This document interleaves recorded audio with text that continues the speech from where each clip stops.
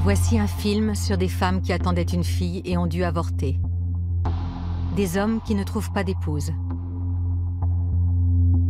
Des filles qui ont été enlevées. Et des parents désespérés.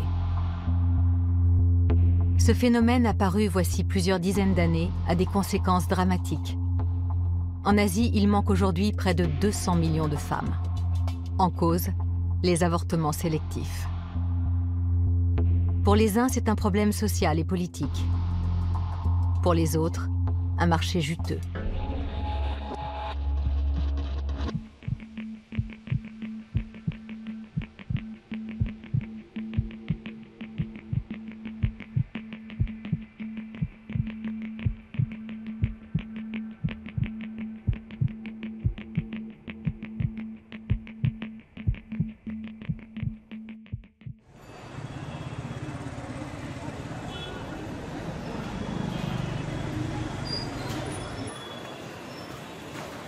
Lisez ça, cet enfant a disparu.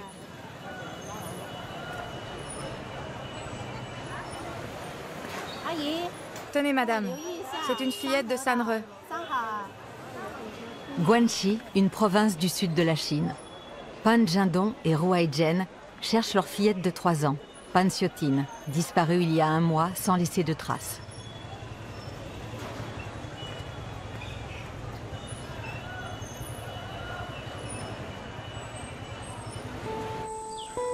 Ce jour-là, la fillette jouait devant la maison quand, soudain, elle s'est volatilisée.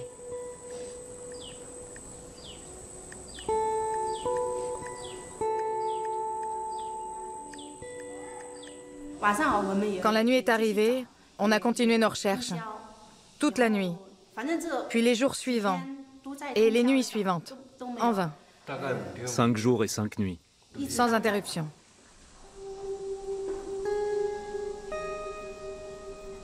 Il ne reste aux parents que des souvenirs et des photos des jours heureux.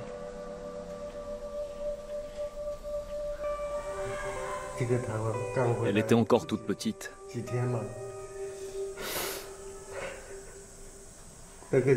Regardez ses jolis yeux.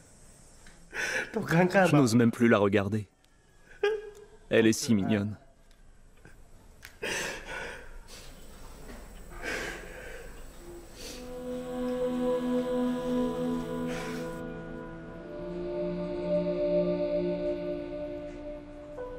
Tu Yin connaît beaucoup de parents désespérés. Il travaille pour une association humanitaire qui compte aujourd'hui 200 000 bénévoles dans toute la Chine, engagés dans la recherche de fillettes disparues comme Pan Xiaotin.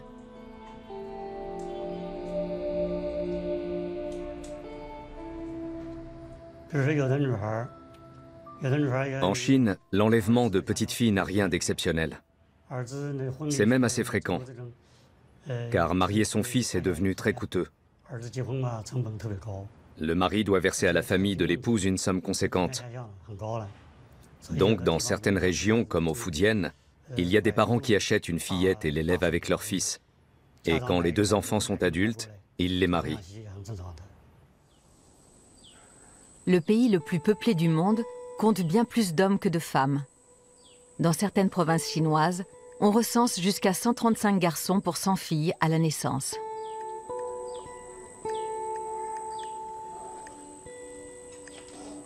C'est le résultat d'une expérimentation politique lancée il y a plusieurs décennies à l'autre bout de la planète.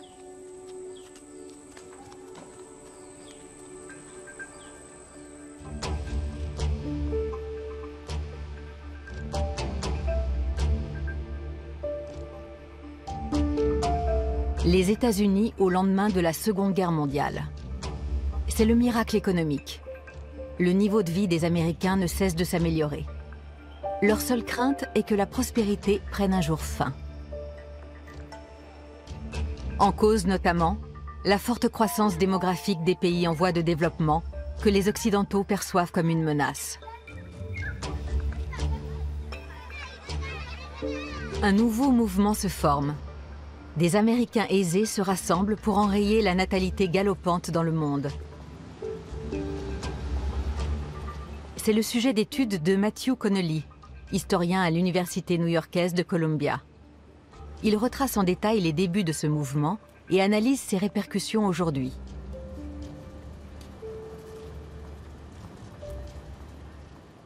Le mouvement du contrôle de la population a de nombreux pères, et pas de nombreuses mères. C'étaient principalement des hommes issus d'horizons différents, des scientifiques comme l'illustre démographe Frank Nottstein, des industriels comme John D. Rockefeller III. Tous possédaient une fortune colossale et souhaitaient soutenir cette cause. C'étaient surtout des hommes riches qui détenaient l'argent et le pouvoir. Ces hommes se considèrent comme des bienfaiteurs et veulent éradiquer la pauvreté dans le monde en créant des fondations telles que le Conseil de la population. Le Conseil de la population se sentait investi de la mission de contrôler la croissance démographique, mais aussi d'améliorer la qualité de la population. Son objectif affiché était de diminuer le taux de fécondité des peuples qui pourraient un jour dominer le monde si on ne faisait rien pour réduire leur prolifération. Cela visait en particulier les personnes qui, aux yeux de l'organisation, faisaient de mauvais parents et mettaient au monde toujours plus d'enfants pauvres. Les riches Américains investissent des millions dans des projets de contrôle de la population mondiale. Leurs fondations existent encore aujourd'hui. La Fondation Ford, la Fondation Rockefeller, le Conseil de la population. Ils instillent la peur d'une explosion démographique aux quatre coins du globe. Le catalyseur de leurs idées est un best-seller international paru en 1967, La bombe P. Son auteur, le biologiste Paul Ehrlich, écrit « La croissance démographique est un cancer. Nous ne pouvons plus nous contenter de traiter ces symptômes. Nous devons retirer la tumeur. Le contrôle de la population est la seule réponse possible. » Les politiques suivent le mouvement.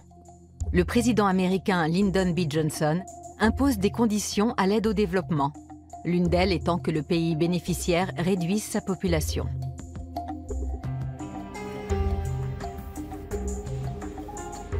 À l'époque, l'Inde est frappée par la sécheresse et la famine. Le président des États-Unis appelle son ministre de l'Agriculture. Then you just put down this morning instructions to all your people that the president says any future allotments, he wants to know what we give, and Exhibit A, he wants to know what we get. So let's evaluate that too, and I know the first sentence will be, we feed a lot of hungry children. I know that, so I don't need to be told. But just tell me what else we get out of it. Usually we just get kicked in the pants. That's what she does to us. Les Américains stoppent leur livraison de produits alimentaires jusqu'à ce que la présidente indienne, Indira Gandhi, se plie à leurs exigences. Pendant que l'économie était en plein boom en Amérique et en Europe, nous avions faim. Donc nous sommes allés les voir en tendant notre écuelle et ils nous ont dit « On vous accordera une aide alimentaire à condition que vous réduisiez votre population. » Bref, alors que nous demandions de l'aide, les Américains essayaient de nous vendre des programmes de contrôle démographique. En clair, celui qui n'obtempère pas est condamné à mourir de faim.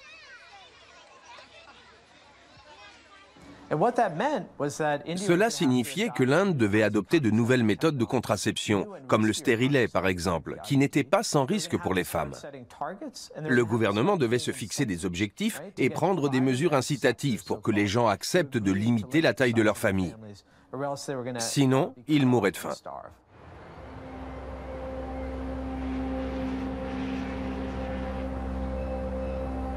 Mais il y a des résistances. Comme l'Inde, de nombreux pays se sont libérés du joug colonial quelques années plus tôt. L'aide au développement offerte par l'Occident suscite de la méfiance. Ainsi, dans les archives de la Fondation Rockefeller, on peut lire « Ces pays qui ont aujourd'hui le sentiment d'être victimes de discrimination politique et économique accueillent avec défiance les idées des grandes nations qui détiennent le pouvoir. L'aide étrangère est vue potentiellement et à juste titre comme l'un des instruments les plus puissants de l'impérialisme moderne. »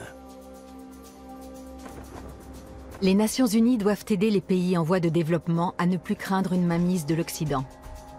En 1969, une agence dédiée au contrôle démographique est créée, le FNUAP, le Fonds des Nations Unies pour la population. Par ce canal en apparence neutre, les gouvernements occidentaux injectent des millions de dollars dans les pays en voie de développement pour le contrôle des naissances. Après les États-Unis, les principaux donateurs sont la Suède, la Norvège, le Canada et la Grande-Bretagne.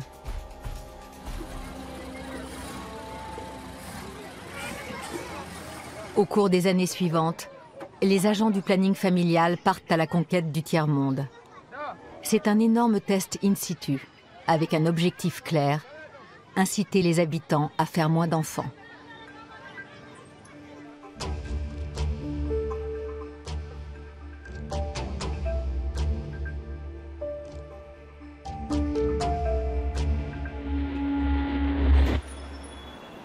La Corée du Sud aujourd'hui. Plus de 50 ans après la fin des hostilités, des monuments rappellent toujours la guerre de Corée. À l'époque, le pays est dévasté. Dès le début, les Américains l'aident à se reconstruire, tout en poursuivant leurs objectifs en matière de contrôle des naissances.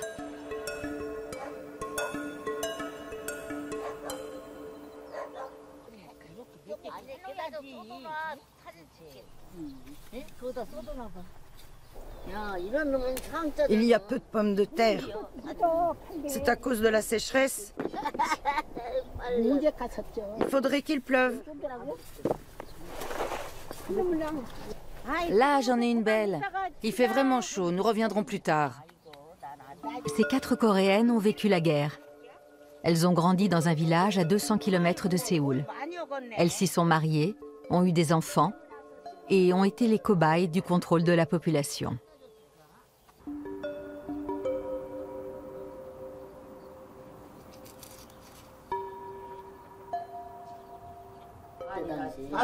Im Sun-hee se souvient. À cette époque, nos mères avaient encore beaucoup d'enfants. Notre génération a eu 3 enfants en moyenne. Et puis dans les années 1970, ça a été la campagne des 2 enfants maximum. En 1962, le président Park a introduit la planification familiale. Il voulait réduire la population par le contrôle des naissances. Il a déclaré que la nation était trop peuplée, notre pays trop petit pour tant de personnes. Les gens du planning familial ont montré aux habitants du village des diapositives d'un pays riche et fort et nous ont comparés. Ils nous ont dit que nous étions trop nombreux et donc pauvres et que nous devions limiter les naissances. Des voitures venaient avec des gens qui expliquaient le contrôle des naissances. Ils donnaient aussi des préservatifs. C'était comme ça à l'époque. Kim Dae se souvient des agents occidentaux du planning familial. En collaboration avec le gouvernement sud-coréen, ils forment à l'époque des milliers d'auxiliaires de santé qui sillonnent le pays et obligent les couples à utiliser des moyens de contraception. Ces derniers sont distribués au grand jour, chose jusque-là impensable en Corée du Sud, comme dans d'autres parties du monde.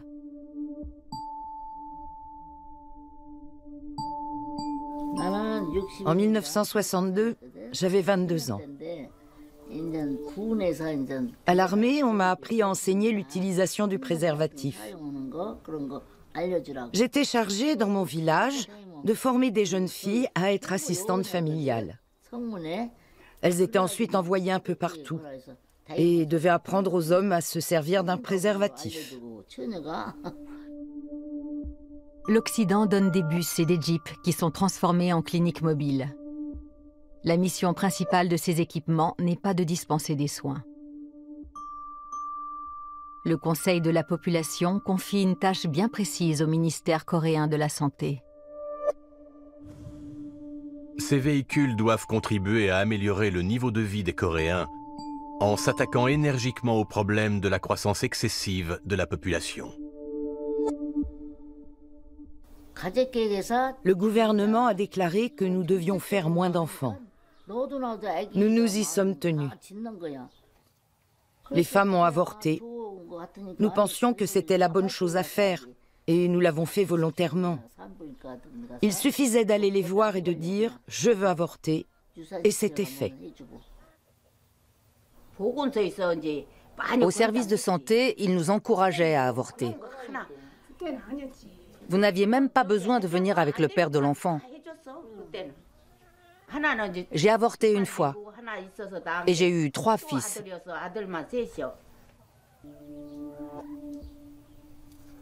L'avortement est érigé en devoir civique.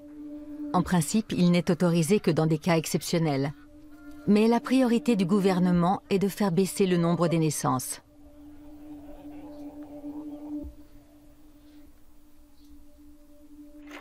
Partout dans le pays, des films de propagande répandent l'idéal de la famille à taille réduite.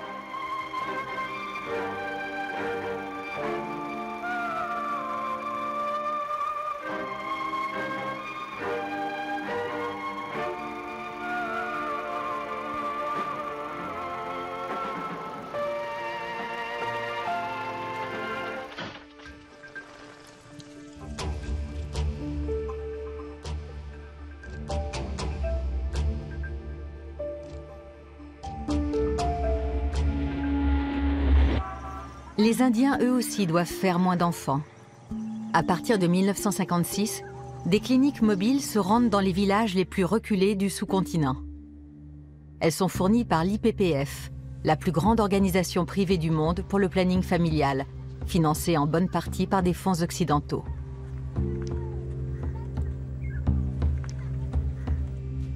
En Inde, on recense bientôt plus de 40 000 centres de planning familial en milieu rural, près de 1800 bureaux en ville où l'on prépare les campagnes d'information, environ 800 cliniques mobiles et une armée de 400 000 bénévoles.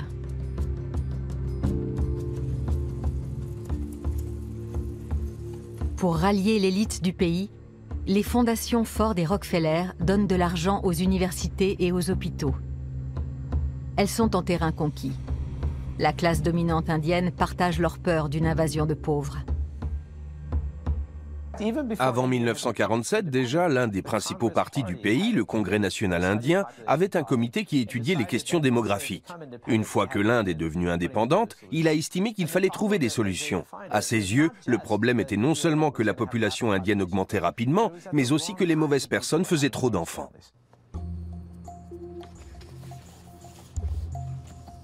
À l'époque, l'Inde ne prend pas encore de mesures concrètes. Mais la situation change avec l'arrivée des contrôleurs des naissances occidentaux. Parmi eux, un médecin américain qui joue un rôle sans précédent dans le développement de la contraception, Sheldon Seagull. L'une des fondations américaines, le Conseil de la population, l'envoie à New Delhi. Dans le plus grand hôpital public de la ville, il crée un service dédié à la mise au point de contraceptifs modernes et forme des étudiants indiens à la médecine reproductive.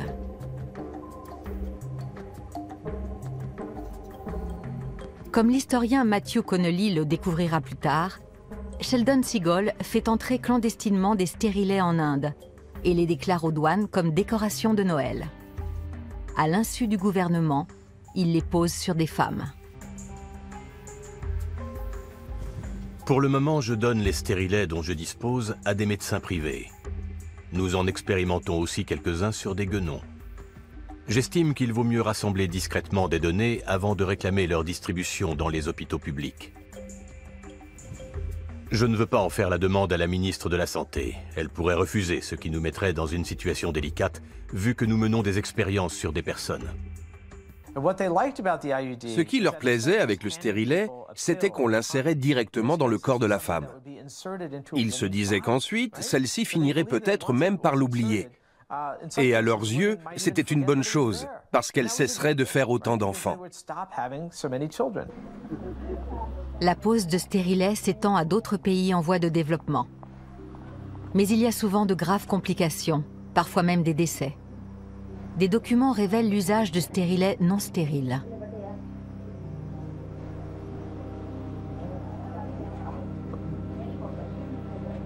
De moins en moins de femmes acceptent ce moyen de contraception. Les archives de la Fondation Ford indiquent que les tenants du contrôle des naissances envisagent désormais des méthodes plus radicales.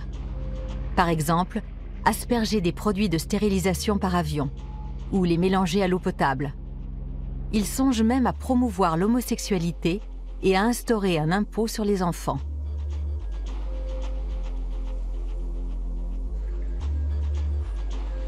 Les agents du planning familial commencent par fixer des objectifs annuels et verser des primes aux médecins et aux infirmières. Les femmes obtiennent une récompense lorsqu'elles se font stériliser ou poser un stérilet. Elles reçoivent une somme d'argent équivalente à un mois de salaire d'une ouvrière agricole.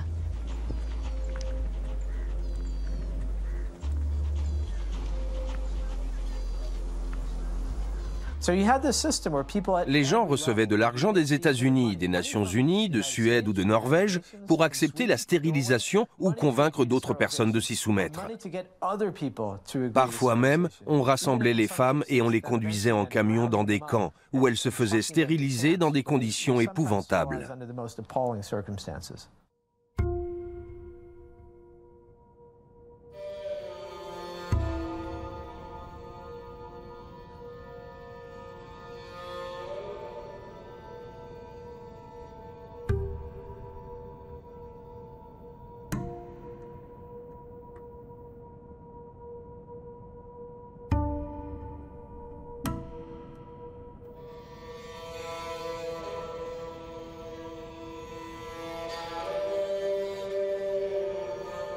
En 1962, Sheldon Seagull visite l'un de ces camps. Il écrit à ses supérieurs: « J'ai passé le dimanche dans un camp de stérilisation et j'ai trouvé ça fascinant. Une fois que le chirurgien a recousu le ventre des femmes, elles se lèvent toutes seules de la table d'opération et quittent la salle. Je peux sincèrement affirmer que les conditions d'opération et d'hygiène que nous observons lors de nos expériences sur les singes sont infiniment meilleures. Mais comme on dit, la fin justifie les moyens. »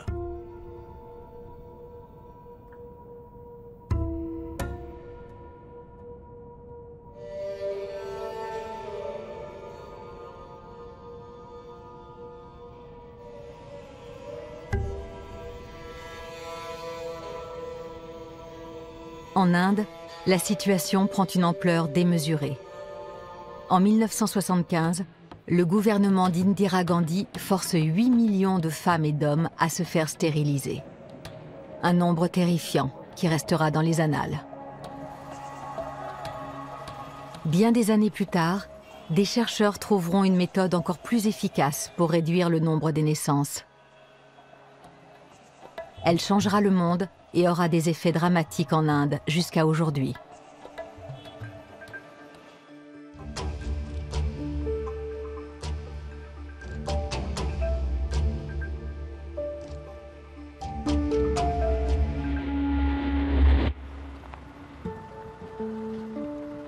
L'État du Rajasthan, dans le nord de l'Inde. Rajan Choudhry est militant. Il a fondé une organisation humanitaire pour sauver les fœtus de filles en Inde. Comme en Chine, les femmes sont ici bien moins nombreuses que les hommes. Dans certaines régions, on compte 120 garçons pour 100 filles à la naissance. Conséquence, dans les zones rurales en particulier, beaucoup d'hommes en âge de se marier ne trouvent pas d'épouse.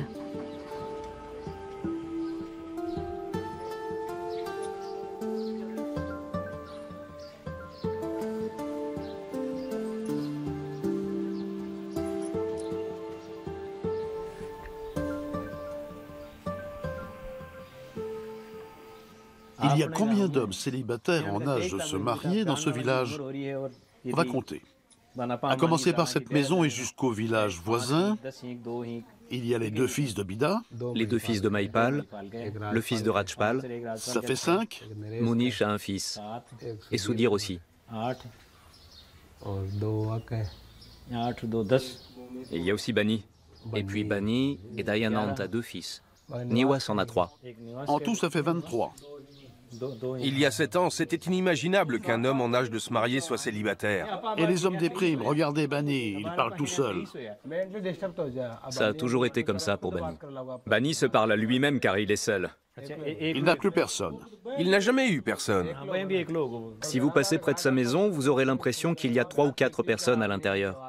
Mais en réalité, c'est lui qui parle tout seul. Les célibataires gaspillent leur temps. Ils ne réfléchissent pas à leur avenir. Et puis les jeunes ont tendance à boire. Si vous essayez de leur dire d'arrêter, ils vous diront qu'ils se fichent de se marier. Que ce qu'il leur faut tous les soirs, c'est de l'alcool. Leur avenir est bien sombre. Oui, c'est malheureux. Ils boivent tous.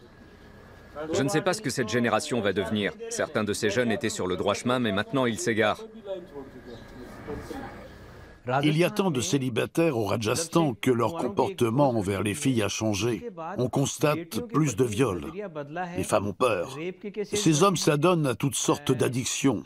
C'est une source d'insécurité pour les filles.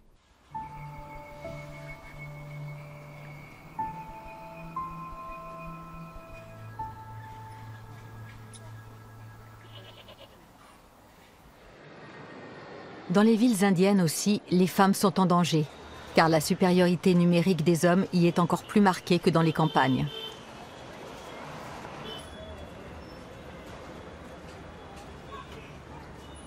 Sajina, 19 ans, habite dans une banlieue de New Delhi. Elle a vécu une expérience traumatisante.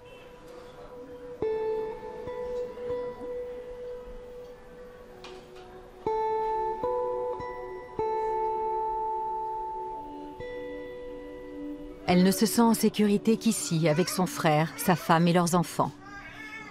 Elle vivait auparavant dans un petit village de l'Assam, à 2000 km, jusqu'au jour où elle a dû fuir.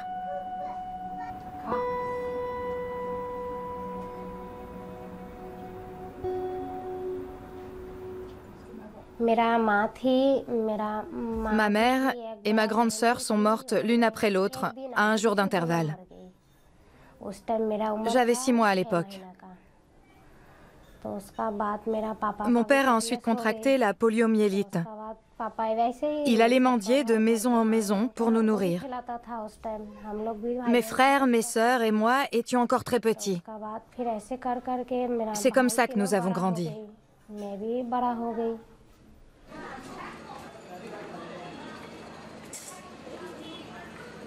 Au village, nous avions une voisine qui était comme une sœur pour moi. Elle m'a parlé d'une femme qui emmenait les filles à New Delhi pour leur trouver des maris issus de bonnes familles. Elle me répétait toutes les promesses qu'elle faisait pour les appâter. Une perspective alléchante pour une adolescente de 15 ans qui n'a connu que la misère.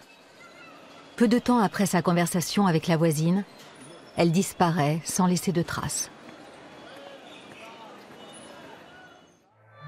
Après la disparition de Sajina, son frère vend tout ce qu'il possède, se rend à New Delhi et alerte une association humanitaire. Une équipe de télévision l'accompagne dans sa recherche. C'était il y a 3 ans.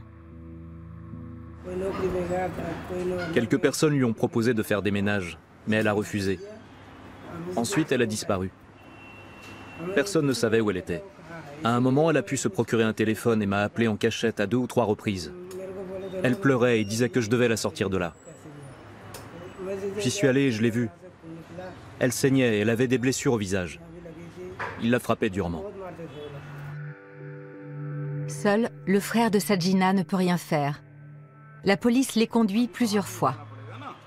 Sous la pression de l'organisation humanitaire, elle accepte enfin d'intervenir dans le village où la jeune fille est prisonnière.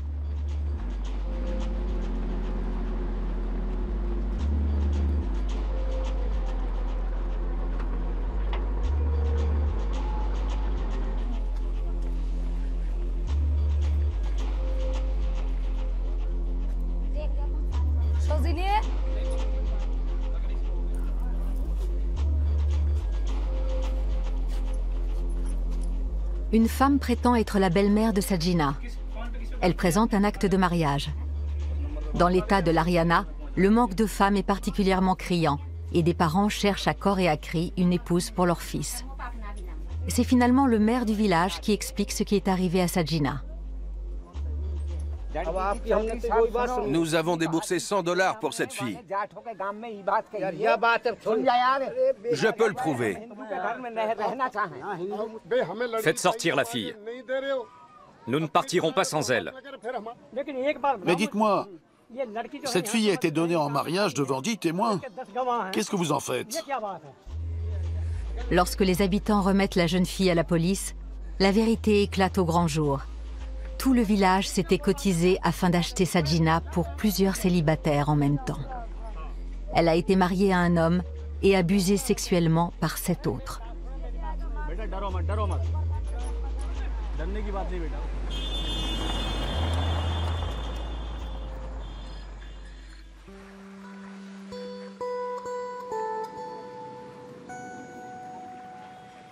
Sajina n'est pas un cas isolé.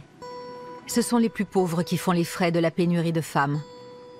Les trafiquants traquent leurs proies dans les quartiers défavorisés, car ils savent que si une jeune fille disparaît, la plupart du temps, personne ne la cherchera.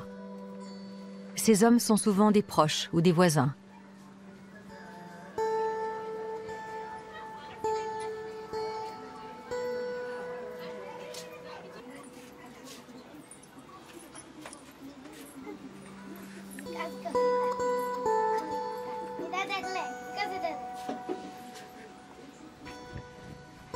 Sajina connaissait l'homme qui l'a vendue. Il vit toujours impunément au village.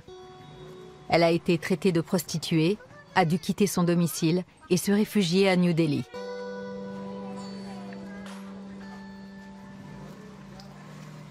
Aujourd'hui, Sajina est mariée. Elle vit avec son mari et la famille de son frère.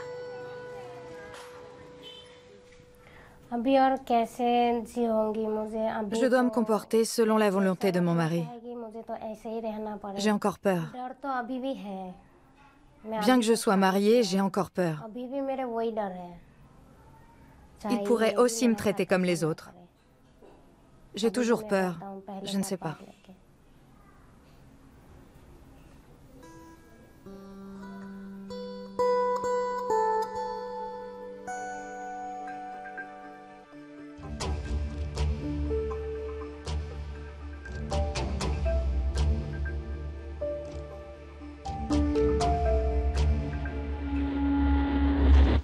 Dans les années 1970, la frustration gagne les tenants du contrôle démographique. Malgré les campagnes d'information, les récompenses pour le stérilet et la stérilisation et les primes pour les intermédiaires, les Indiens continuent à avoir beaucoup d'enfants.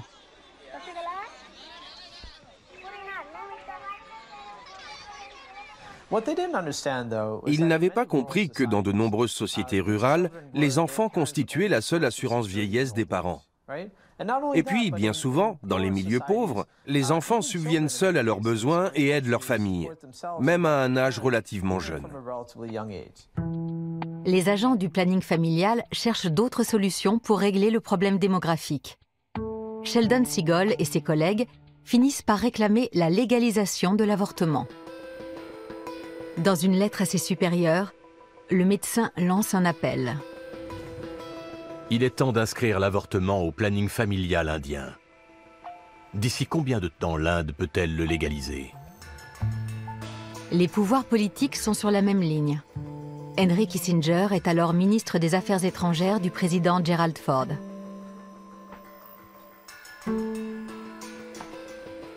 En 1974, dans un document qui restera longtemps confidentiel, il réclame le dépeuplement massif des pays en voie de développement et présente l'avortement comme un outil indispensable au contrôle des naissances. Aucun pays n'a pu réduire sa croissance démographique sans avoir recours à l'avortement. Alors qu'aux États-Unis, les femmes descendent dans la rue pour défendre leur liberté, des fondations et des responsables politiques américains font pression sur les pays en voie de développement pour légaliser l'avortement.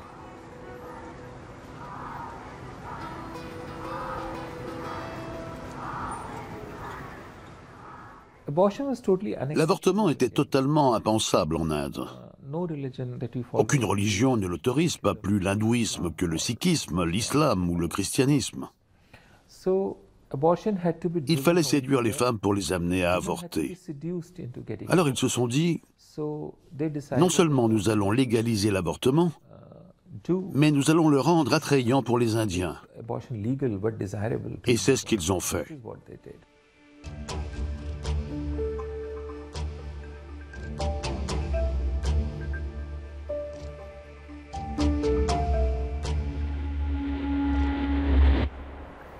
Dans les années 1960, les 4 amies coréennes sont encore jeunes lorsque les agents du planning familial imposent l'avortement dans le pays.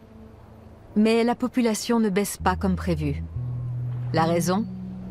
Les parents veulent au moins un fils.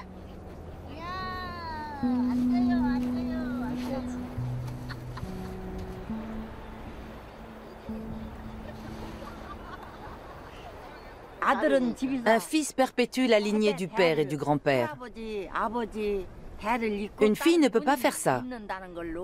C'est ce qu'on nous a dit à l'époque. Exactement. On préférait avoir un fils car il transmet le nom. Lorsque la femme se marie, son nom de famille disparaît. Je suis par exemple devenue l'épouse de Monsieur Kim. Souvent les filles n'avaient même pas de prénom. Kanan, mon petit chou. Kanan était un prénom courant. Honnêtement, ils m'ont traité très mal parce que j'étais une fille. Ils disaient « les filles sont inutiles ». Les garçons sont privilégiés dans la société coréenne. Cette préférence pour les fils explique en grande partie pourquoi les couples qui ont des filles continuent à avoir des enfants.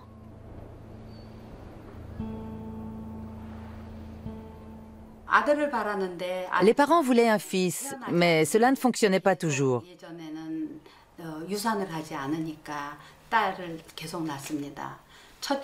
Si le premier enfant était une fille, elle était considérée comme un cadeau. La deuxième fille, c'était bien aussi. Avec la troisième, les parents commençaient à s'inquiéter de ne pas avoir de fils. La quatrième fille, c'était la déception. On l'appelait Runam, ce qui signifie le dernier avant le fils. Un appel au destin qui devait enfin faire arriver un garçon. Si les parents avaient alors un fils, son nom était Guinam, le fils précieux.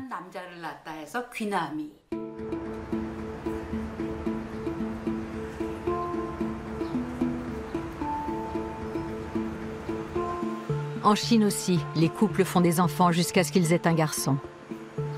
Le professeur Li Zhuzhuo travaille à l'Institut de démographie de l'Université de Xi'an.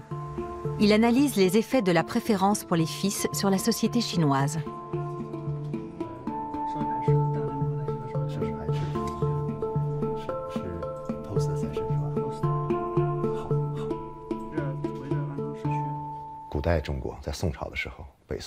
Dans la Chine ancienne, sous la dynastie des Song du Nord, il y avait dans la population une coutume cruelle.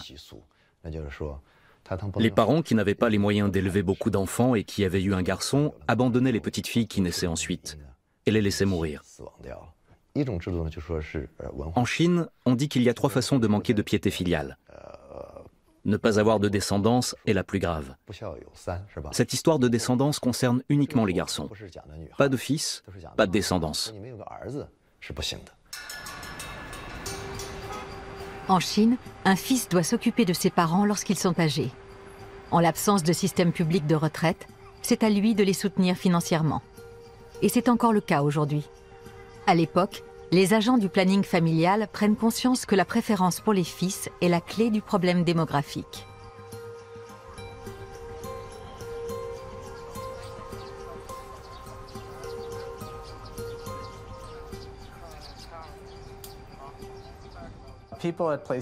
Les responsables d'organisations comme le Conseil de la population ou la Fondation Ford se sont rendus compte que dans les pays pauvres, les couples préféraient souvent avoir un fils. Alors ils ont pensé que s'ils trouvaient un moyen de connaître le sexe du fœtus, les parents auraient plus facilement recours à l'avortement, ce qui entraînerait une baisse rapide du taux de fécondité. De cette manière, les femmes ne mettraient plus au monde que les enfants qu'elles désirent vraiment, c'est-à-dire des garçons. La balle est désormais dans le camp des scientifiques. Le directeur du Conseil de la population déclare :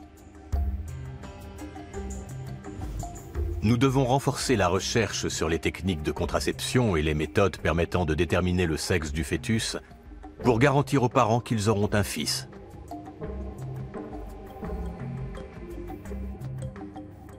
Peu de temps après, les chercheurs mettent au point une méthode qui permet de connaître le sexe du fœtus dès la 10e semaine.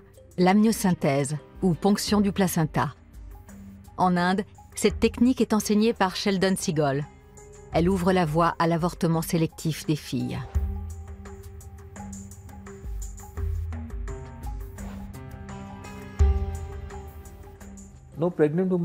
Aucune femme enceinte n'aurait jamais pensé qu'elle pourrait tuer les filles qu'elle ne désirait pas et n'avoir que des garçons.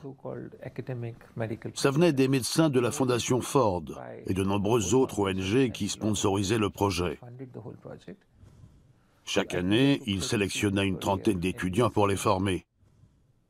En 5 ans, des centaines de personnes ont ainsi appris à identifier le sexe d'un fœtus. Puneet Bedi a été formé dans l'hôpital où Sheldon Seagull conduisait ses recherches. Étudiant, il a vécu une expérience marquante en salle d'accouchement.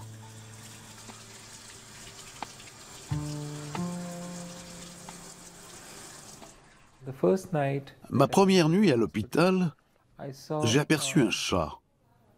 Ça peut paraître étonnant, mais il n'est pas rare de voir des chats et des chiens errants dans les hôpitaux publics. Il sortait de la salle d'accouchement avec une masse de chair dans la gueule. Je suis entré dans la salle et j'ai demandé aux gens ce qui s'était passé. Et ils m'ont répondu que le chat avait sans doute emporté le placenta ou le fœtus. Un fœtus de 6 ou 7 mois était venu au monde et il avait été jeté sous le lit de la femme qui venait d'accoucher. Ils m'ont expliqué ensuite que c'était un projet de recherche visant à déterminer le sexe d'un fœtus par le prélèvement du liquide amniotique, l'amniosynthèse. Et si la femme attendait une fille, ils l'avortaient évidemment. Comme dans presque tous les pays du monde, l'infanticide se pratiquait autrefois en Inde. Des familles se débarrassaient de leurs filles après l'accouchement. Mais c'étaient des cas isolés. La détermination du sexe avant la naissance déclenche une vague d'avortements de fœtus féminins.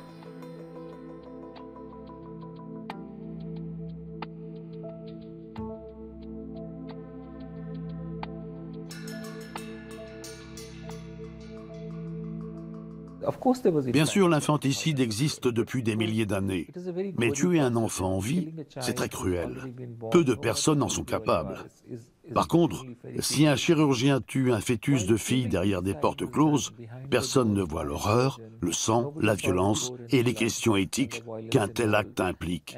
Un peu comme s'il s'agissait d'une opération chirurgicale normale. Et c'est justement comme ça qu'on l'a présenté aux gens. Cette méthode de détermination du sexe est cruciale pour les tenants du contrôle de la population. Leur stratégie fonctionne. Les avortements massifs de fœtus de sexe féminin produisent un double résultat.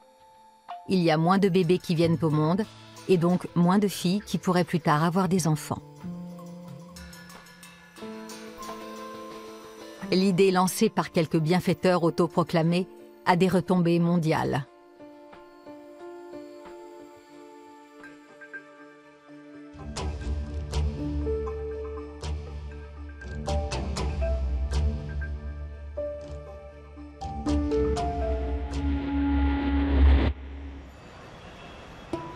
En Asie, l'avortement sélectif des filles a entraîné un net déséquilibre des sexes. En Chine, un garçon sur 5 qui naît aujourd'hui ne trouvera pas de femme. Sur les innombrables marchés matrimoniaux du pays, des parents anxieux font de la publicité pour leurs fils célibataires. À Shanghai, ils se retrouvent tous les dimanches au Parc du Peuple.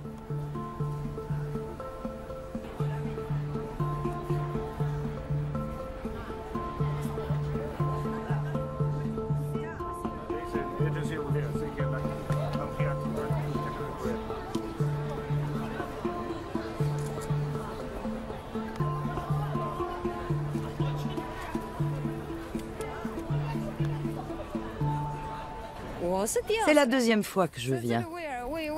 Je voudrais trouver une âme sœur pour mon fils. Beaucoup de gens viennent là pour se renseigner. Si mon fils convient à quelqu'un, cette personne va prendre mon numéro de téléphone et une fois rentrée chez elle, elle demandera l'avis de sa fille. Si cette dernière est intéressée, elle contactera mon fils par téléphone ou lui enverra un message par WeChat. Les jeunes prennent le relais. Nous, les parents, on est juste là pour faire le lien. Ces femmes n'ont qu'un fils, car elles n'ont eu droit qu'à un seul enfant. En Chine, le contrôle de la population a commencé sous le règne de Mao.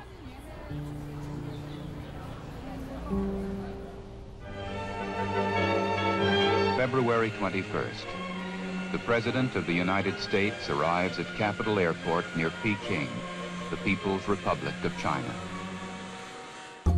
Pékin, 1972. Rencontre historique entre Mao Tse-tung, le président américain Richard Nixon et son ministre des Affaires étrangères Henry Kissinger. Ils parlent de l'équilibre des pouvoirs et réaffirment leur engagement pour la paix dans le monde. There is no reason for us to be enemies. Neither of us seeks domination over the other. Neither of us seeks to stretch out our hands and rule the world. Mais les États-Unis redoutent la suprématie de la Chine, dont la croissance démographique paraît inéluctable. Ils craignent en filigrane le triomphe du communisme.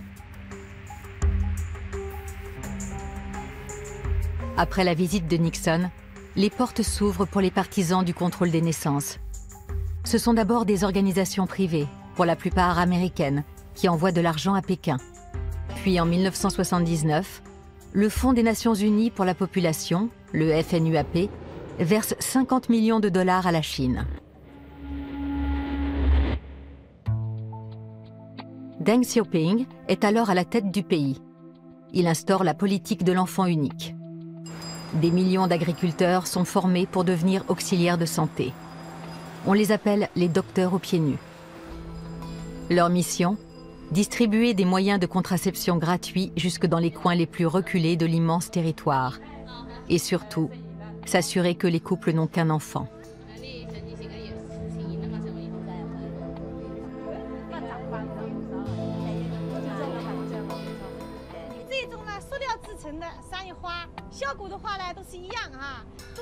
Les auxiliaires de santé donnent également des cours d'éducation sexuelle sur les lieux de travail.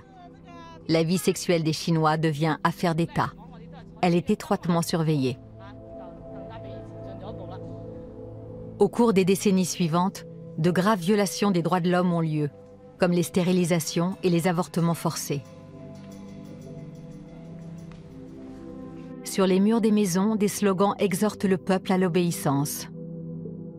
Si tu n'avortes pas comme la loi l'exige, nous démolirons ta maison et saisirons ton bétail.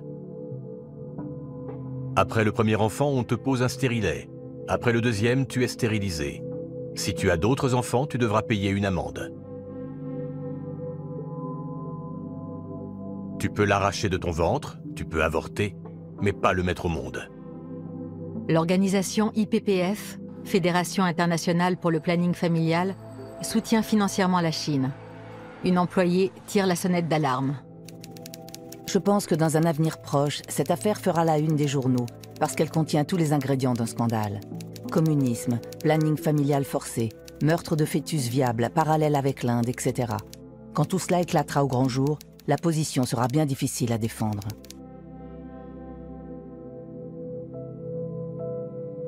Au lieu d'écouter ces mises en garde, le FNUAP décerne en 1983 une distinction pour mérites exceptionnels en matière de contrôle des naissances. À qui l'ont-ils accordé? Pas aux défenseurs des droits relatifs à la procréation, pas aux activistes qui risquaient leur vie en faisant campagne pour que les gens, et en particulier les femmes, puissent disposer librement de leur corps. Bien au contraire. Ils ont récompensé un ministre chinois qui a pris des mesures coercitives de contrôle des naissances, un général. Ça a été la période la plus terrible de l'histoire du planning familial chinois. Et ils ont distingué Indira Gandhi, qui était responsable du pire programme de contrôle démographique de tous les temps en Inde.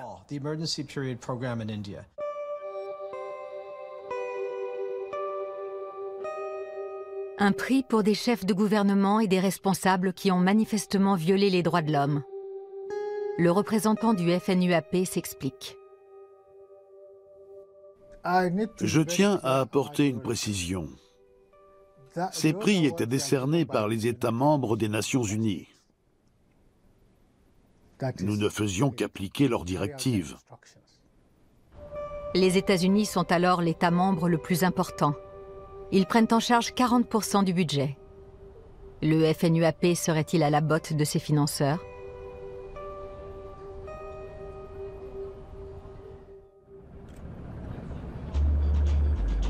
En Chine, la politique de l'enfant unique entraîne une augmentation des avortements de filles. Ne pouvant avoir qu'un seul enfant, les couples s'assurent que leur enfant à venir est un garçon. Aujourd'hui encore, dans l'empire du milieu, le fils constitue l'assurance vieillesse de ses parents et perpétue l'arbre généalogique.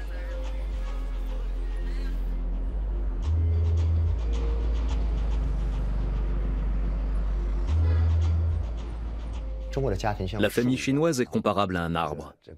Il faut que le tronc soit énorme, que les branches soient nombreuses et les feuilles abondantes. C'est ainsi que votre famille pourra se perpétuer pendant des millénaires, se développer et s'agrandir.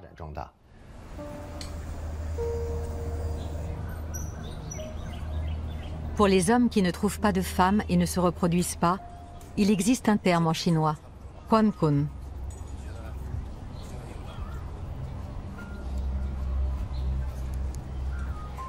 Littéralement, le mot Quan Kun signifie branche nue.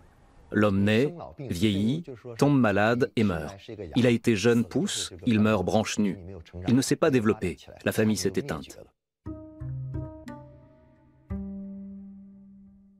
En Chine, personne ne veut être un Quan Kun.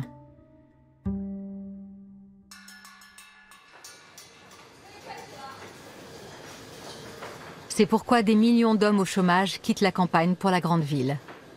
Ils veulent gagner de l'argent pour pouvoir répondre aux attentes des parents des jeunes filles.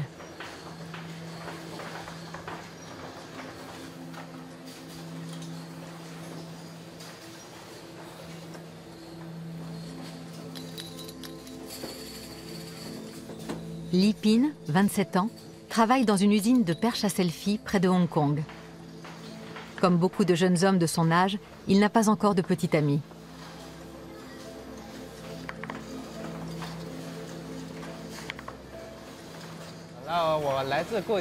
Je suis originaire de la province du Guizhou.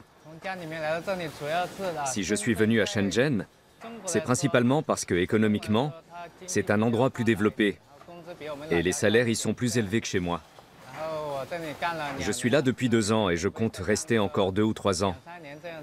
Après, je rentrerai au pays et j'y ouvrirai un petit commerce, quelque chose comme ça. Je voudrais engranger un peu plus d'argent, puis trouver une femme que je ramènerai chez moi. Les ouvriers travaillent 7 jours sur 7 pour 500 € par mois. Un bon salaire en Chine. D'autant que l'usine prend en charge les repas et le logement.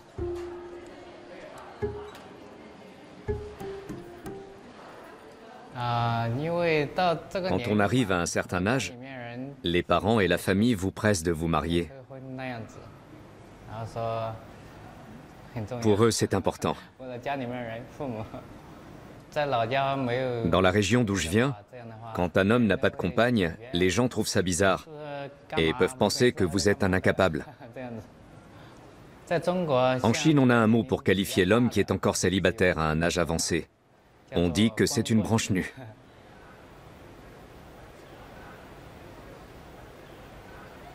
Li Pin partage ce sort avec 30 millions de Chinois, selon les estimations. Un phénomène particulièrement marqué à la campagne, car plus les hommes sont pauvres, moins ils ont de chances de trouver une épouse.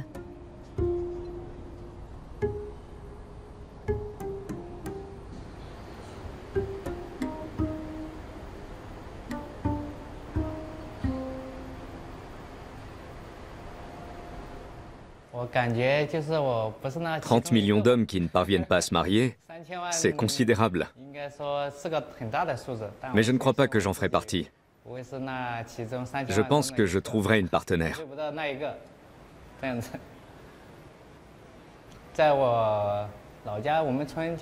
Dans mon village natal, on voit pas mal d'hommes qui, à 30-40 ans, n'ont toujours pas trouvé d'épouse.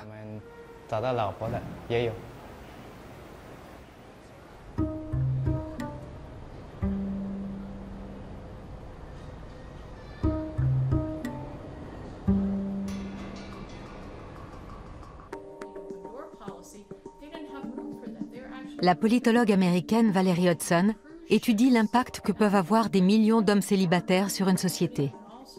Elle enseigne à la Bush School of Government au Texas.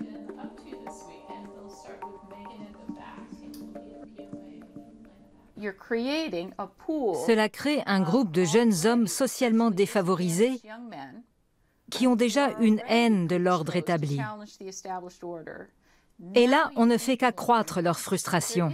Ils n'ont aucun espoir de devenir des hommes respectés, à moins d'avoir recours à des moyens radicaux.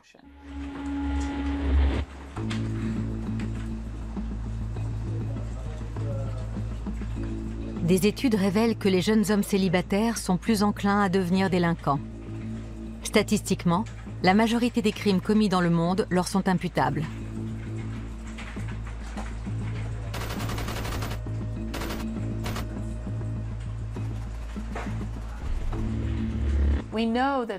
Nous savons que l'agressivité est étroitement liée au taux de testostérone qui circule dans le corps. Or, les jeunes hommes célibataires présentent le taux de testostérone le plus élevé au sein de la population. Ce qui est fascinant, c'est que lorsqu'un homme se marie, ou même quand il se fiance, son taux de testostérone diminue, comme l'ont constaté les biologistes. Et c'est encore plus vrai lorsqu'il devient père. On peut donc affirmer que les hommes mariés ont moins de risques de commettre des crimes violents, et les hommes mariés avec des enfants encore moins. Les statistiques indiquent qu'en Inde, plus les hommes sont en surnombre, plus la criminalité en tout genre est élevée. De même, les agressions sexuelles sur les femmes, y compris les viols brutaux, sont plus fréquentes. Ces actes de violence provoquent des manifestations de masse dans le pays.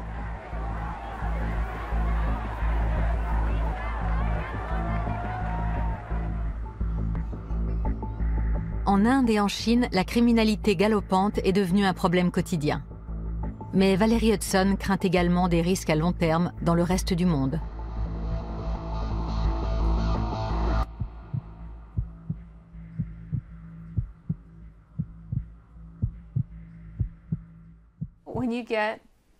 Si l'instabilité, la violence et l'insécurité règnent dans les deux pays les plus peuplés de la planète, je suis persuadée que cela aura des répercussions sur les relations internationales. Qu'il s'agisse de la montée de la Chine ou de l'avenir de l'Inde en tant que démocratie, tout cela est lié au sort des femmes dans ces deux pays.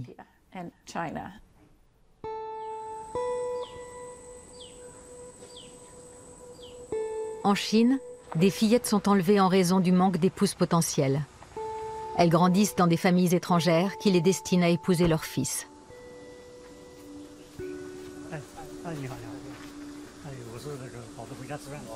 Le militant Tu Ying rend de nouveau visite aux parents de Pan Xiaoting qui a disparu. Il n'a pas de bonnes nouvelles. Toujours pas de traces de leur fille de 3 ans.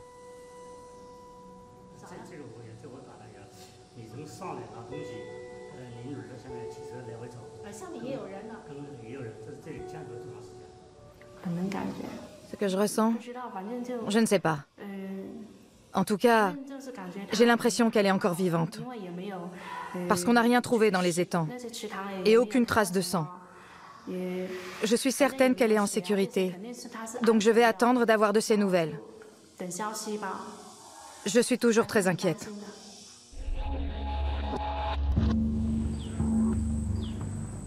En général, les fillettes sont volées par un habitant du village. Avant d'être remises à leur commanditaire, elles passent par de nombreuses mains, du ravisseur à des intermédiaires, du village à la ville, et souvent de la ville à une autre province.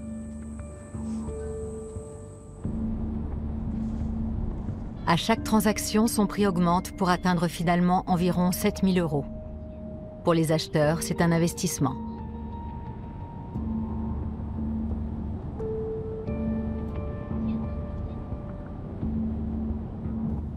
Si une fois devenue grande, la jeune fille ne plaît pas au fils, si leur caractère ne s'accorde pas, il reste toujours la possibilité de la marier à quelqu'un d'extérieur à la famille. Les parents l'ont élevée comme leur propre fille, et quand ils la marieront, ils recevront des cadeaux et de l'argent de la part de la famille du fiancé. Et tout cela représente un revenu très conséquent. Donc ça revient au même. Lorsque leur propre fils se mariera, la somme d'argent qu'ils devront offrir aux parents de sa future épouse sera compensée par celle qu'ils toucheront lorsqu'ils marieront la fille qu'ils ont élevée. Pan Siotin se trouve quelque part en Chine, déraciné et traumatisé. Ses parents, inconsolables, ne perdent pas espoir.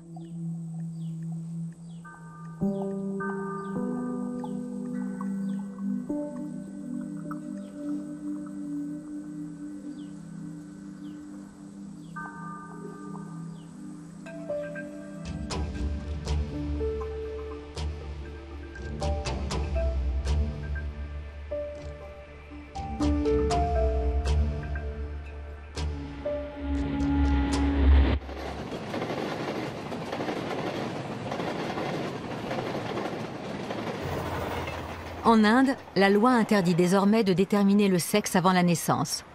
C'est pourtant on ne peut plus simple depuis l'apparition des appareils à échographie dans les années 1980. Ici, la naissance d'une fille peut entraîner la ruine d'une famille. La mariée doit en effet verser une dot importante. Le médecin n'a pas le droit de révéler à la mère le sexe de l'enfant. Les affiches publicitaires pour les échographies fleurissent à chaque coin de rue.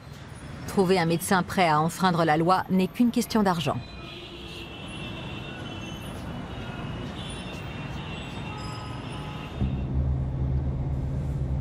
Le militant Rajan Choudhry a convaincu le gouvernement de l'État du Rajasthan de créer une unité de police spéciale.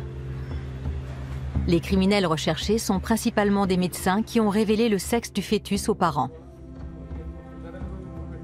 Les enquêteurs ne chôment pas. Ils ont même déjà arrêté le président d'une association de médecins.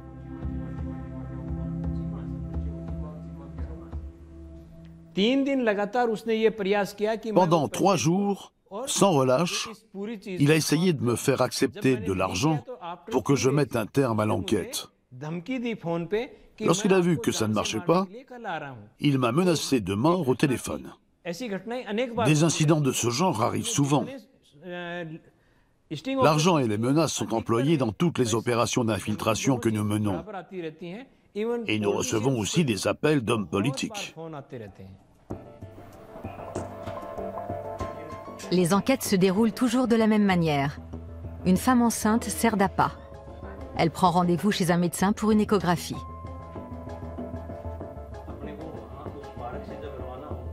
Dans ses vêtements, Rajan dissimule une caméra qui va filmer toute la scène.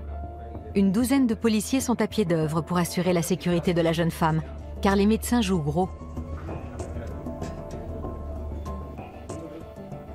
Le praticien a demandé l'équivalent de 200 € au téléphone. Les billets sont pris en photo avec leur numéro de série.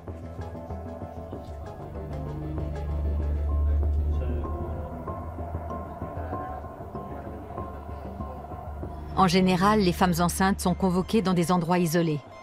Les médecins et leurs assistants risquent 10 ans de prison et une suspension du droit d'exercer si les preuves telles que les images prises en caméra cachée sont concluantes.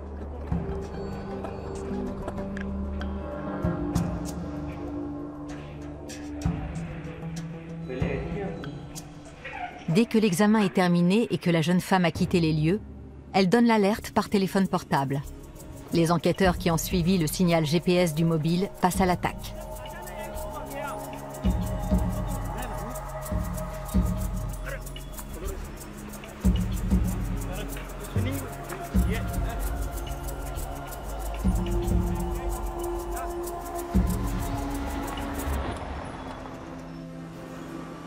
Au commissariat, il s'avère que l'homme arrêté n'est pas médecin. C'est un délinquant qui gagne beaucoup d'argent avec les échographies. Équipé d'un petit appareil, il se fait passer pour un professionnel.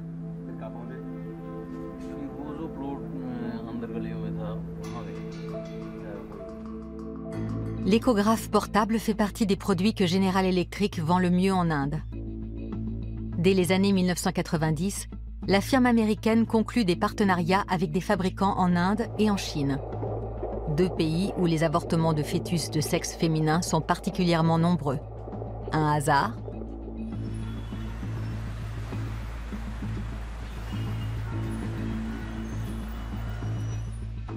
En 2007, le Washington Times établit un parallèle entre le manque de filles et les échographes. Les études révèlent un nombre démesuré d'appareils de la marque General Electric dans le nord-ouest de l'Inde, là où la proportion de filles est la plus faible. General Electric cible en particulier les petites villes et tente d'attirer les clients par des crédits bon marché. Les échographes fonctionnent comme les planches à billets de la Banque centrale. Tous les grands hôpitaux, je dirais même, tous les centres d'échographie s'enrichissent comme ça. Ils utilisent ces machines pour déclarer que le fœtus est une fille, même si c'est un garçon.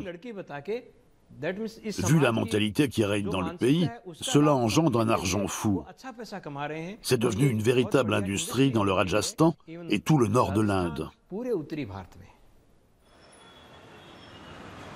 En Inde, les avortements de filles n'ont jamais été aussi nombreux qu'aujourd'hui. Si la sélection du sexe se pratique dans toutes les couches de la société, elle touche avant tout les Indiens riches et éduqués. Plus les parents ont un statut social et un niveau d'instruction élevé, plus ils ont recours à l'IVG si le fœtus est de sexe féminin. Face à l'essor de la classe moyenne indienne, les experts craignent qu'on ne puisse plus endiguer ce phénomène.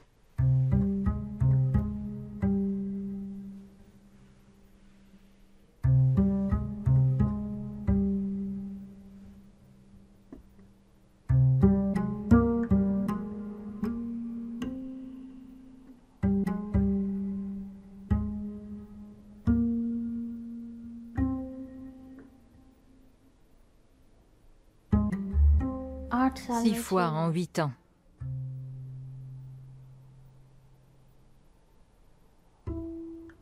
Amisha a 25 ans lorsqu'elle épouse un informaticien.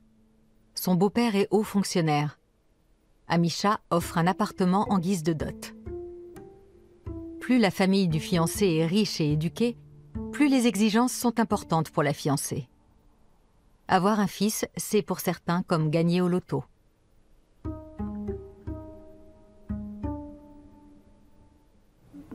Ils veulent un garçon à tout prix. La vie ne vaut rien sans un garçon. Le garçon est le cool des Pâques, la lumière qui éclaire la lampe des générations futures. On ne peut pas se passer d'un cool des Pâques. On m'a tout caché. Ils m'ont simplement dit « Viens chez le médecin ». Je ne sais pas ce qu'ils avaient convenu avec le médecin.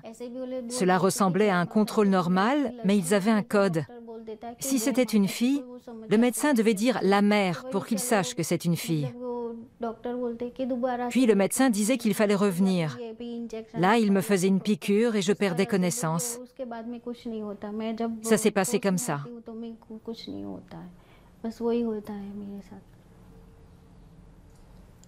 6 fois en 8 ans.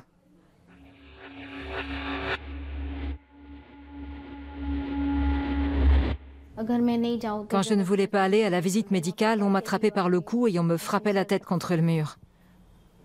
Ce ne sont pas seulement les petites filles qui sont mortes. Moi aussi, à l'intérieur, je suis morte.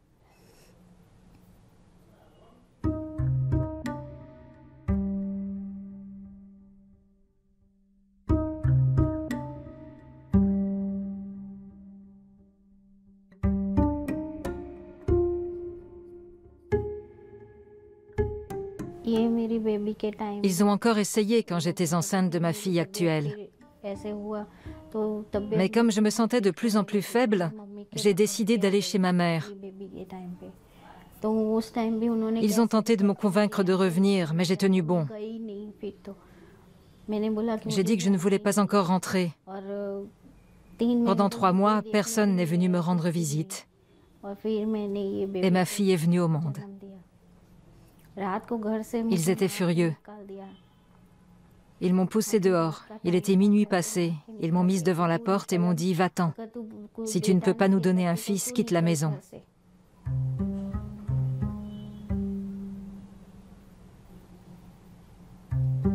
Pour une Indienne, être répudiée par sa belle famille est la pire des sanctions sociales.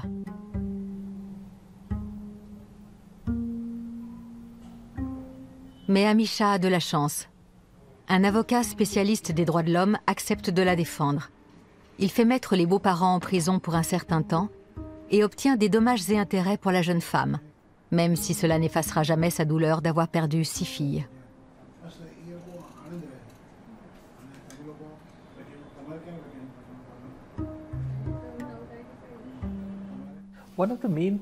L'un des principaux problèmes est que toutes les personnes censées protéger les petites filles se liguent contre elles. Après la conception, ce sont normalement les parents qui doivent protéger l'enfant. Or, ils veulent s'en débarrasser. Ils vont donc voir un médecin qui accepte de les tuer contre de l'argent. Le gouvernement et la justice ont fermé les yeux. On se dit que les féministes auraient dû être les alliés naturels des fillettes. Mais elles ont été intimidées par les organisations pour le contrôle de la population qui leur ont fait croire que le droit à l'avortement serait remis en cause si elles dénonçaient le féticide d'une fille.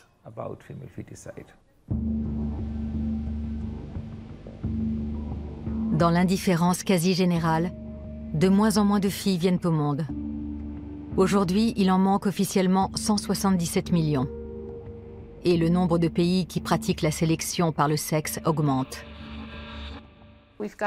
Actuellement, on recense au moins 19 pays où le ratio garçon-fille à la naissance est déséquilibré. Et ça ne concerne pas seulement l'Asie. Comment se fait-il qu'un mal si ancien ait ressurgi au XXIe siècle? Malgré toutes nos technologies, notre savoir et notre éducation, il y a aujourd'hui plus de pays que jamais où des filles sont tuées avant la naissance. Comment est-ce possible?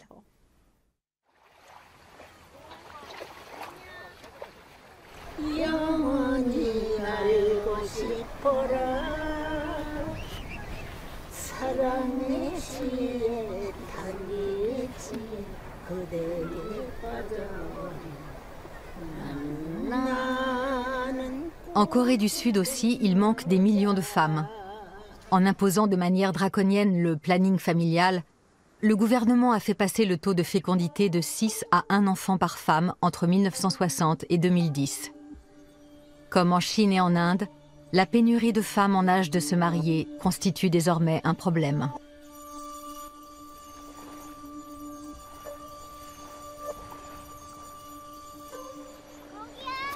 Il y a beaucoup d'hommes célibataires en Corée. La plupart d'entre eux vivent à la campagne. Les femmes ne veulent pas épouser de paysans. C'est un problème pour notre pays. Il y a trop peu de femmes ici. Et les agriculteurs ne trouvent plus d'épouses.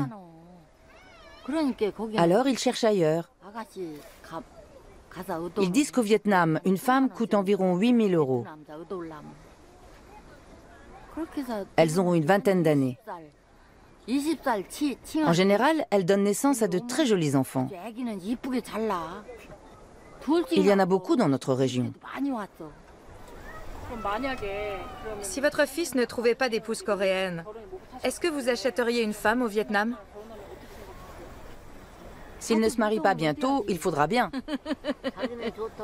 Pour être honnête, s'il trouve une fille coréenne, je lui donnerai 5 sur 5. C'est comme ça. La plupart des parents voudraient que leur fils épouse une fille coréenne. Mais ça ne marche pas comme ça, alors on est obligé de chercher ailleurs.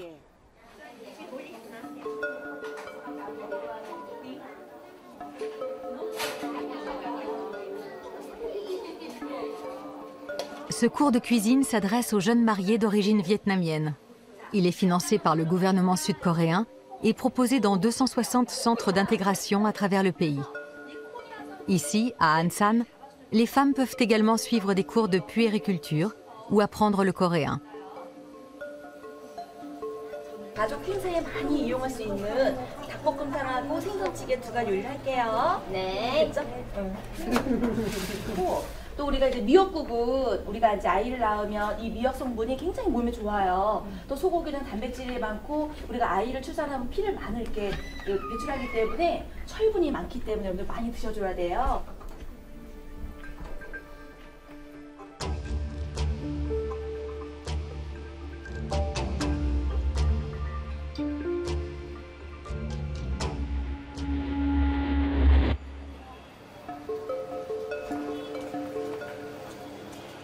Ansan, à 2 heures de train de Séoul, compte un grand nombre de migrantes.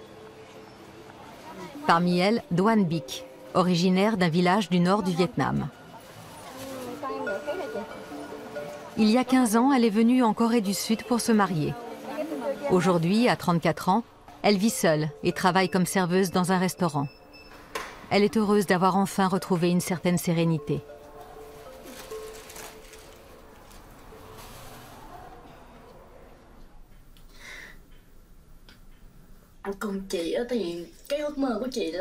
J'avais toujours rêvé d'aller à l'étranger pour gagner de l'argent, car mes parents sont très pauvres. Avec cet argent, je voulais les aider. C'est pour ça que j'ai sacrifié mon propre bonheur. Doan a 19 ans lorsqu'un entremetteur vient la chercher dans son village. Des Sud-Coréens l'attendent dans un hôtel de la capitale, Hanoï. Ils ont réservé un voyage d'un week-end auprès d'une agence avec la garantie de trouver une femme.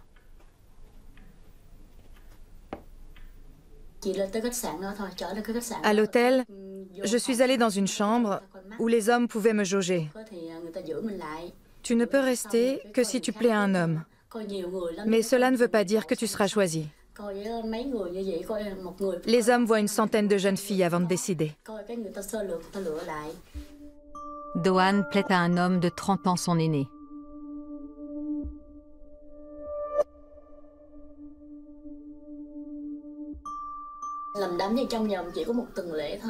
Le mariage a eu lieu à peine une semaine plus tard. Mon mari a déboursé 14 000 $ pour moi. Mais mes parents n'ont pas vu grand-chose de cette somme. Nous sommes allés dans la maison de mon mari. Elle se trouvait en montagne. C'était la seule habitation de la région. Les rêves de la jeune femme ne tardent pas à voler en éclats. Elle arrive à peine à communiquer avec son mari. Au bout de quelques mois, elle tombe enceinte.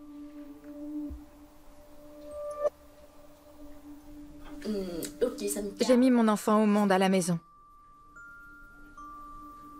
Une petite fille. J'étais sur le point d'accoucher et je ne me sentais pas bien. Je ne sortais plus de la maison. J'ai eu soudain de fortes contractions et j'ai demandé à mon mari de m'emmener à l'hôpital. Mais il était très occupé et était fatigué. Il m'a dit que l'hôpital était déjà fermé. J'ai réussi à sortir le bébé toute seule. J'avais perdu les os. Doan vit 10 ans avec son mari avant de demander le divorce. Pour une femme achetée, c'est un grand risque. Et Doan en paie le prix fort. Elle perd la garde de sa fille. Mon mari a dit qu'il ne me laisserait jamais notre fille. Au tribunal, il a déclaré que je n'avais pas d'argent, pas de maison, pas de travail, que je ne connaissais pas la langue et que, pour toutes ces raisons, il ne me laisserait jamais l'enfant. Depuis, la jeune femme ne voit sa fille que rarement.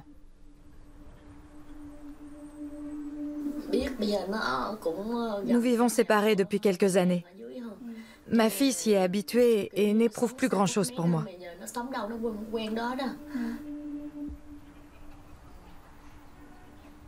Un sort que Doan partage avec de nombreuses Vietnamiennes, ainsi que des Philippines et des Indonésiennes. C'est un trafic mondial. Mais si la femme est une marchandise rare, sa valeur ne devrait-elle pas augmenter ? Les recherches sur ce qu'on appelle le sex ratio, le rapport entre nombre d'hommes et de femmes, déroutent les économistes.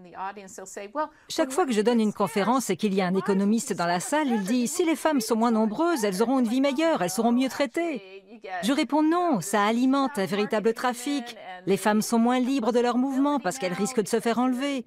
Et leur taux de suicide augmente. » Et lui de dire « Ça n'a aucun sens. » En Corée du Sud, la pénurie de femmes n'est pas le seul problème.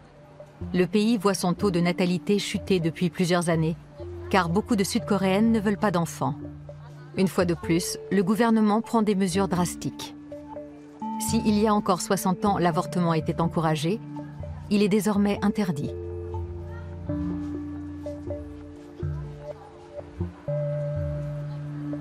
Lee Ha-young et Wang Ji-song, deux étudiantes de Séoul, se rappellent ce qu'elles ont appris sur l'IVG à l'école.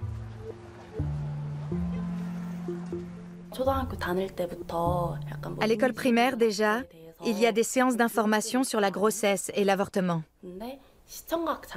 Ils montrent des films, expliquent que l'embryon dans le ventre est coupé en morceaux, qu'il est démembré pour ensuite être expulsé du corps. Ils décrivent l'avortement de cette façon et disent que c'est un meurtre. Nous avons profondément intériorisé cette idée. Et nous ne pouvons voir l'avortement que comme quelque chose de terrible. Les jeunes femmes traitent la question de l'avortement dans leur mémoire de fin d'études. Elles sont aidées par Byun-hwa Soon, qui a dirigé pendant 25 ans l'Institut de promotion des femmes à Séoul. Aujourd'hui encore, l'IVG n'est autorisée qu'à titre exceptionnel en Corée du Sud. Les étudiantes sont tombées sur des agences douteuses qui proposent des avortements illégaux contre de grosses sommes d'argent.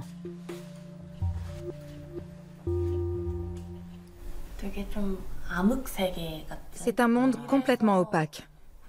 On s'y sent comme une criminelle, comme si on allait accomplir un grave délit. C'est une situation très angoissante. Les femmes se font avorter sans pouvoir bénéficier de soins médicaux sûrs. Dans tous les cas, je pense que l'avortement devrait être légalisé. Là encore, ce sont les femmes qui font les frais de la politique démographique. Les avortements clandestins sont souvent réalisés par des non-professionnels, ce qui n'est pas sans risque. Le gouvernement sud-coréen maintient malgré tout l'interdiction. Son objectif est d'accroître coûte que coûte le nombre de naissances. Que faisait le gouvernement à l'époque lorsqu'il autorisait les avortements? Voulait-il renforcer les droits des femmes? Aujourd'hui, nous voyons bien que ce n'était pas le cas. Il s'agissait de contrôler les naissances. Le corps de la femme n'était qu'un jouet dans la politique de l'État.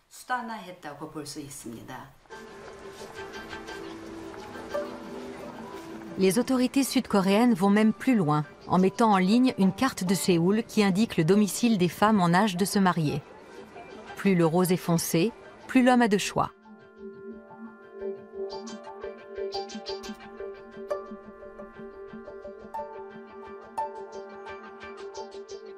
Comme la Corée du Sud, les autres pays d'Asie ont pris conscience qu'une société avec un surplus d'hommes célibataires et une pénurie de femmes et d'enfants n'est pas viable à long terme.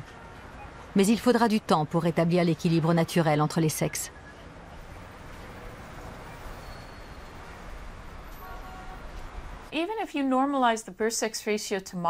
Même si demain le rapport homme-femme revient à la normale, il est trop tard. Le mal est fait.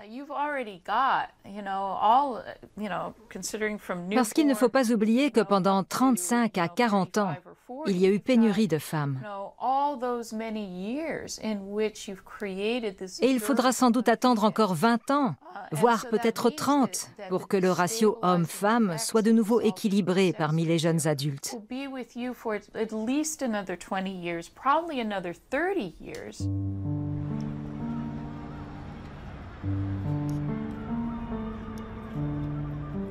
Entre-temps, le gouvernement chinois a instauré la politique des 2 enfants, dans l'espoir de rééquilibrer le rapport homme-femme et de résoudre le problème du vieillissement de la population.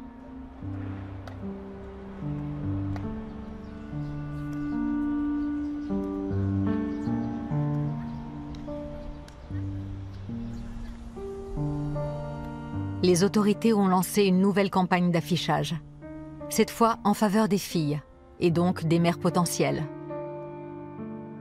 Pas de filles signifie pas de belles filles.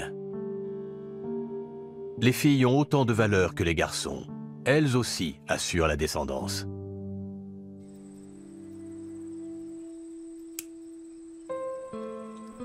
Pour les parents de Pan Seo-tin, ce revirement arrive trop tard. Ils n'ont toujours pas retrouvé la moindre trace de leur fille.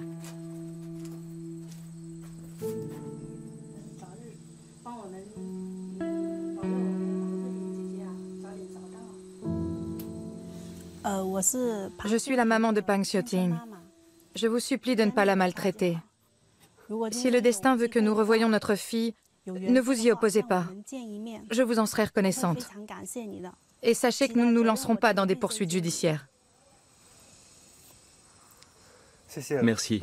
Traitez-la bien. Si par hasard vous êtes dans son entourage et que vous la reconnaissez, ne manquez pas de nous le faire savoir. Sinon, soyez gentils. Ne lui faites pas de mal.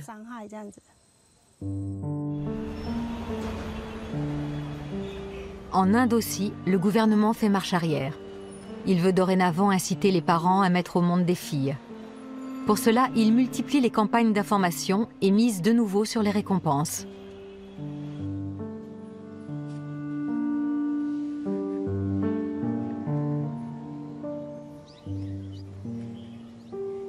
Un couple qui met au monde une fille recevra 28 € et une lettre de remerciement de la ministre de la Famille.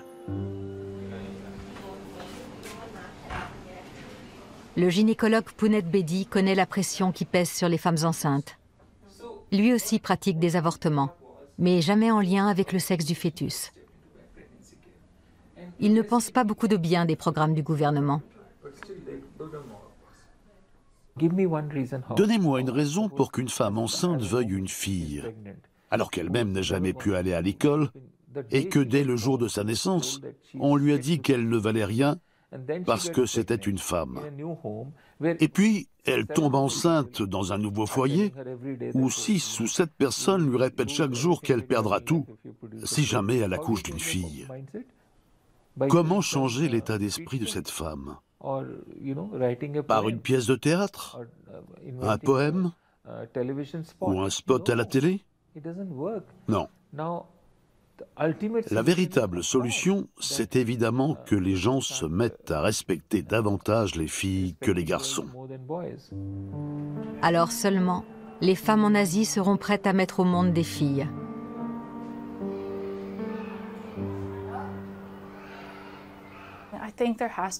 D'une manière générale, je pense qu'il faut prendre conscience que les femmes sont des êtres humains à part entière et qu'elles doivent bénéficier de l'ensemble des droits qui sont accordés aux hommes. Je ne vois pas comment les choses pourront changer tant que les femmes ne seront pas reconnues à leur juste valeur. Il est prouvé scientifiquement que les femmes font en moyenne moins d'enfants lorsqu'elles ont accès à l'éducation et à la prospérité, ce qui entraîne automatiquement une baisse de la population. Pourtant, le Fonds des Nations Unies pour la population, le FNUAP, consacre encore plus de 60% de son budget au contrôle des naissances et 14% seulement à des programmes pour l'égalité des femmes. Et il y a toujours des voix qui appellent à la réduction de la population mondiale. Il s'agit là encore de grandes fondations privées. Autrefois, elles invoquaient le manque de ressources. Aujourd'hui, elles mettent en avant le changement climatique. Dans les années 1950 et 1960, c'étaient les fondations Ford et Rockefeller qui donnaient l'ordre de marche dans le monde. À présent, et je le déplore, c'est la fondation Gates qui dicte sa loi en matière de promotion de la santé parce qu'elle a de l'argent. À l'époque, des gouvernements du monde entier appelaient à combattre la croissance démographique et demandaient aux Nations Unies d'instaurer des programmes d'urgence. Eh bien, de la même manière, aujourd'hui, les gens affirment qu'il faut mettre en place des programmes d'urgence pour lutter contre le réchauffement climatique. La Banque mondiale et le FNUAP continuent à injecter des millions dans le planning familial, notamment en Afrique. Pour les entreprises de technologie médicale comme General Electric, la vente d'échographes sur ce continent est une activité très lucrative. Comme en Chine, en Inde et en Corée du Sud, dans la plupart des pays africains, on préfère avoir un fils.